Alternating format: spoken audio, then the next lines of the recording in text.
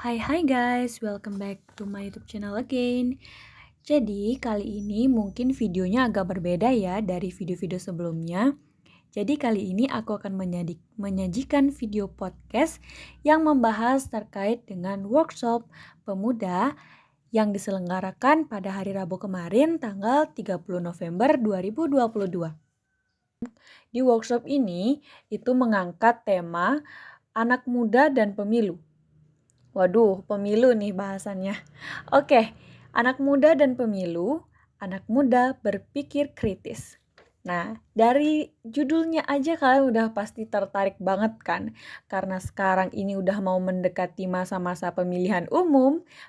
Nah, masa pemilihan umum ini menjadi apa ya? Menjadi sebuah masa yang sangat panjang gitu untuk dilewati oleh para pasangan calon, baik itu yang dari legislatif, eksekutif, di kalangan negara ya tentunya, dan juga di kalangan organisasi kecil ya anaknya dari negara gitu ya, dari gubernur, kepala daerah, terus ada bupati, sampai ke camat sekalipun juga merasakan masa-masa yang sangat mendebarkan hati ini. Oke, jadi kita bahas satu persatu. Oke, sebelum kita panjang lebar, kita harus perlu tahu dan perlu mengerti itu dasar dari pembicaraan kita kali ini. Yakni apa teman-teman? Ya, pemilu. Oke, pemilu adalah proses memilih untuk mengisi jabatan politik di Indonesia. Nah, ini digarisbawahi ya, pemilu ini bukan hanya di Indonesia, tapi di seluruh negara yang memiliki sistem untuk pemilihan umum yang diselenggarakan dan dipilih oleh rakyat. Oke, di dalam pemilu ini jabatan yang diisi itu ada beberapa ya teman-teman, seperti yang aku katakan tadi itu ada dalam badan eksekutif. Kalau kita di negara Indonesia ini, presiden yang menjadi badan eksekutif di negara. Kemudian DPR sebagai badan legislatif. Dan pemilu ini juga dilaksanakan pada organisasi-organisasi kecil. Maaf ya guys, agak sedikit belibet gitu ngomongnya. Organisasi kecil ini juga menentukan atau memilih gitu calon ketuanya dengan cara pemilu. Karena apa? Kita di Indonesia ini menganut sistem demokrasi ya teman-teman. Jadi apapun keputusannya itu harus dilaksanakan dengan demokrasi. Oke, kita lanjut dulu. Jadi, teman-teman udah pasti tahu kan kalau pemilu itu dilaksanakan selama 5 tahun sekali. Nah, menurut Undang-Undang Nomor 7 Pasal 348 sampai 350 tahun 2017, pemilih ini atau pemilih yang akan memilih di pemilu gitu adalah warga negara Indonesia yang sudah genap berusia 17 tahun atau lebih, baik sudah kawin maupun belum pernah kawin. Oh, belum pernah kawin ya. Nah, jadi pada intinya orang-orang yang melakukan pemilu atau dia menjadi pemilih saat pemilu itu adalah orang-orang yang sudah umurnya 17 tahun ke atas gitu ya. Atau lebih singkatnya lagi itu udah punya KTP lah gitu. Jadi dengan umur yang 17 tahun dan sudah memiliki KTP itu kita bisa menyumbangkan aspirasi kita untuk memilih calon pemimpin yang akan memimpin kita 5 tahun ke depan. Oke teman-teman, kalau kalian udah umur 17 tahun dan udah punya KTP, berarti kalian harus tahu nih kapan pemilu itu dilaksanakan. Kira-kira kalian udah tahu nggak ya pemilu 2024 dilaksanakan kapan? Oke, jadi yang belum tahu, pemilu selanjutnya itu akan dilaksanakan pada 14 Februari 2024. Oh, 2024 itu tanggal 14 Februari. Kayaknya teman-teman di sini taunya 14 Februari itu hari Valentine deh ya. Oke. 14 Februari itu memang hari Valentine, jadi nanti 2024 tolong ya jangan lupa untuk memilih. Pemilihan umum Indonesia yang akan dilaksanakan pada tanggal 14 Februari 2024 untuk memilih anggota Dewan Perwakilan Rakyat atau DPR, anggota Perwakilan Rakyat Daerah atau DPD, serta Dewan Perwakilan Rakyat Daerah DPRD, Provinsi maupun DPRD Kabupaten Kota se-Indonesia dengan masa periode 2024-2029. Oke, kira-kira udah cukup belum ya untuk dasar pemateri kita atau dasar materi yang akan kita bahas kali ini tentang pemilu? Aku rasa cukup ya guys. Oke, jadi sekarang kita bakalan beralih ke materi selanjutnya itu tentang globalisasi ya. Mungkin teman-teman di sini pada bingung, hah, apa hubungannya pemilu dengan globalisasi? Terus ngapain kita bahas pemilu terus ada globalisasinya, ada digitalnya gitu. Guys, ini itu sangat berhubungan ya karena kita mengetahui bahwa kita tuh sudah hidup di era yang serba digital gitu. Dengan melakukan aktivitas yang kebanyakan itu dilaksanakan atau disokong. Bahasanya sokong. Oke, kita ganti aja deh bahasanya biar santai. Ya, kita tuh di kehidupan sehari-hari itu bisa dibantu lah gitu dengan digital. Jadi hal-hal yang kita lakukan itu jadi lebih mudah kan kalau misalnya kita menggunakan digital. Nah, kita lanjut ke materi aja ya, guys. Oke, sebelum kita lanjut ke materi, mungkin aku tadi lupa ya nyampein narasumber yang ada di workshop ini itu siapa aja gitu. Mungkin ini narasumbernya kalian udah tahu persis nih siapa. Soalnya kakak-kakak berdua ini, aduh, terkenalnya minta ampun guys. Nah, kalian mungkin tahu ya, YouTuber Indonesia yang punya channel YouTube Skinny Indonesia 24. Mungkin kalian udah tahu ya. Jadi ini workshopnya itu narasumbernya ada 2 ya teman-teman. Yakni yang pertama itu ada Andovi Lopez. Itu pemilik channel YouTube Skinny Indonesia 24 yang bersama-sama dengan kakaknya. Oke, narasumber yang kedua itu ada Kak Nabila Isma Habibah. Beliau adalah influencer sekaligus selebgram ya guys. Oke, jadi kita langsung lanjut ke materinya ya guys. Nah, tadi ngomongin masalah digital ya. Nah, di era digital ini menimbulkan masyarakat yang mudah untuk mengakses informasi gitu. Jadi yang seperti yang aku katakan tadi itu kalau kehidupan kita tuh nggak bisa lepas lah gitu dari digital ya. Nah, hal ini juga menimbulkan gap informasi gitu teman-teman. Nah, gap informasi inilah yang mendasari adanya hoax gitu. Dengan adanya gap informasi ini memudahkan hoax itu cepat masuk dan cepat dipercaya gitu lah guys. Nah, hoax ini akan mempengaruhi kelangsungan aktivitas komunikasi masyarakat di ruang publik gitu. Hoax ini tidak hanya ada di Indonesia teman-teman. Nah, mungkin ini ada cerita dari Kak Andovi langsung ya. Kak Andovi itu mengikuti, nah ini bukan aku sih yang mengikuti karena aku kurang tahu sama beritanya ya. Tapi katanya, kata Kak Andovi itu bahkan di pemilu-pemilu negara lain ya, itu banyak banget ada berita-berita hoax yang hadir gitu seiring dengan adanya pemilu. Nah, kenapa teman-teman kok bisa seperti itu gitu? Nah, mungkin itu nanti akan kita bahas ya. Nah, ini cerita dari Kak Andovi bahwa dia tuh Kak Andovi kan suka dengan basket gitu. Kebetulan juga di Filipina, di Filipina itu suka banget sama basket karena mereka tuh ngefans banget sama atlet basket. Nah, mungkin atlet basket senior itu ada Michael Jordan.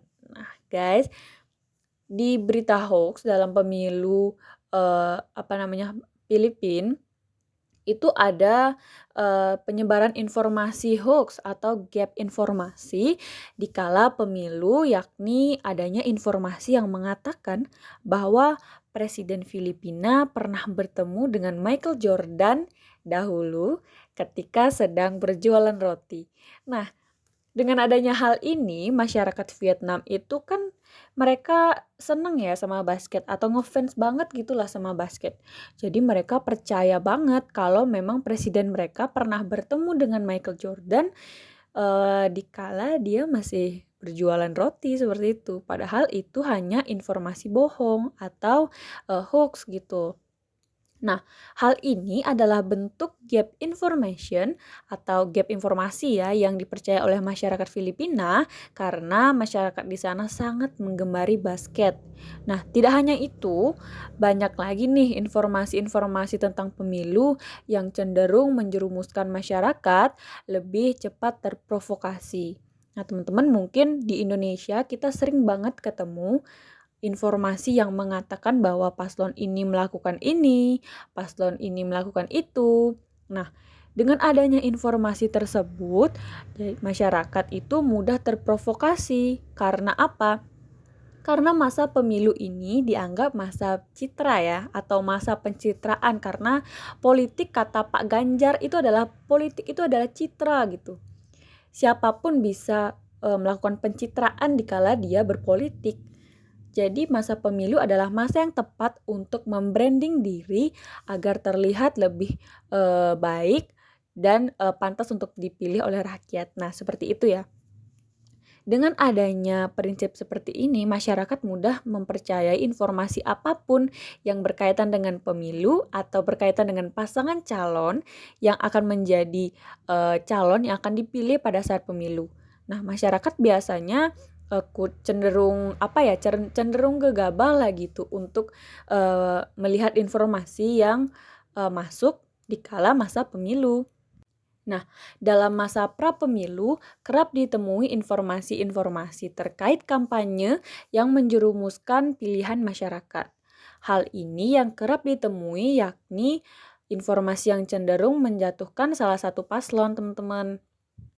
Mungkin karena masyarakat Indonesia itu sudah terbiasa dengan hal kepo atau Indonesia itu masyarakatnya cenderung memiliki rasa ingin tahu yang sangat tinggi ya teman-teman. Jadi apapun gitu informasi yang masuk langsung dicari, langsung dikepoin gitu.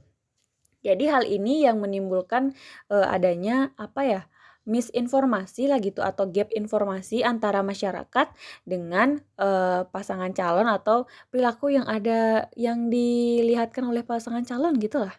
Oke, adanya misinformasi ini jadi kita tuh sebagai anak muda ya tergugah gitu untuk membahas atau untuk mengulik lah masalah ini atau polemik ini gitu. Jika dilihat dari perspektif anak muda, kita harus bisa menyikapi terkait dengan berita hoax. Nah, di zaman sekarang ini kebanyakan informasi yang tersebar di media sosial itu adalah hoax. Kenapa aku bisa bilang kayak gitu? Karena apapun yang ada atau siapapun sekarang bisa meng-share informasi tanpa tanpa dibatasi gitulah. Jadi apapun yang kita ketahui itu kita bisa sebar-sebar aja di media sosial gitu tanpa ada ketentuan-ketentuan yang menyulitkan gitulah. Jadi berita hoax ini memang tidak dapat dihindari dengan adanya kebebasan kita berpendapat atau mengirimkan sesuatu di media sosial ya teman-teman. Namun, kita sebagai anak muda itu dapat mengurangi sih sebenarnya tentang berita hoax itu. Mungkin teman-teman menganggapnya ini, oh kita juga sebagai anak muda pasti bakal kena juga kok tentang berita hoax. Oke, kita ubah ya prinsip itu. Kita bisa menghindari adanya penyebaran berita hoax. Dengan cara apa? Dengan cara S3. S3 apa ya teman-teman? S3 itu adalah saring sebelum sharing. Kita sebagai anak muda ya tentunya itu yang melek digital gitulah daripada generasi-generasi sebelumnya. Jadi kita dengan mudah gitu dapat memastikan berita ini itu benar adanya atau hanya atau hanya rumor-rumor saja gitu. Nah, apa yang kita bisa lakukan sebagai anak muda untuk mengurangi atau memerangi berita hoax lah gitu. Jadi sebagai anak muda kita bisa mengurangi hal ini mulai dari diri kita sendiri ya teman-teman. Mulai dari hal yang kecil lah. Dengan cara mulai dengan mengecek informasi yang dikirim di WA group. Nah biasanya teman-teman itu sering banget ya mengeluh gitu kalau WA grup itu sekarang, berita-berita itu mudah banget disebarin di WA grup. Nanti ibu kalian ngirim informasi, terus kalian percaya aja gitu. Nah, karena kebetulan ini pengalaman pribadi ya sih, ibuku tuh dapat nge-share tentang adanya, hadiah dari BRI gitu. Nah, itu kebetulan kan itu hoax ya teman-teman. Dia tuh hampir percaya, ibuku tuh hampir percaya. Jadi untungnya untungnya banget aku dapat ngelihat pesan yang masuk di WA-nya itu. Terus aku bilang kan, "Ini tuh berita hoax, gimana caranya dia bisa ngasih hadiah kalau ibu bukan nasabah dari Bank BRI gitu, kan nggak bisa, nggak masuk akal gitulah. Nah, dengan cara itulah kita bisa memerangi berita hoax, dengan cara kita melakukan, pengecekan kembali dengan informasi apa yang terkirim di WA Group. Itu juga kita bisa, menyelamatkan orang tua kita ya dari penipuan-penipuan. Nah, kemudian kita melakukan riset apakah informasi tersebut benar atau salah. Kalau misalnya informasi tersebut salah, ya sudah kita katakan saja kepada yang menyebarkan informasi tersebut, "Stop, jangan disebar. Ini tuh berita bohong, jangan kamu sebarkan lagi dan, cukup sampai di sini saja," gitu. Dan juga kita jangan lupa mengingatkan untuk, teman-teman kita gitu yang lebih mudah percaya dengan informasi yang tersebar di WA Group, di media sosial lainnya agar, lebih membaca informasi tersebut, dengan teliti gitu atau mencari informasi yang lain, yang mendukunglah kevalidan data yang ada di informasi yang sudah di-share. Kemudian mungkin sekarang ya, ini katanya Kak Andovi nih teman-teman. Teman-teman udah tahu belum sih kalau di WA itu, di WhatsApp itu udah ada fitur yang, mengecek atau meng-cross check, pengiriman informasi itu. Kita harus bisa membacanya sampai akhir dulu nih, sampai habis, baru nanti kalian bisa nge-share ke teman-teman lainnya gitu.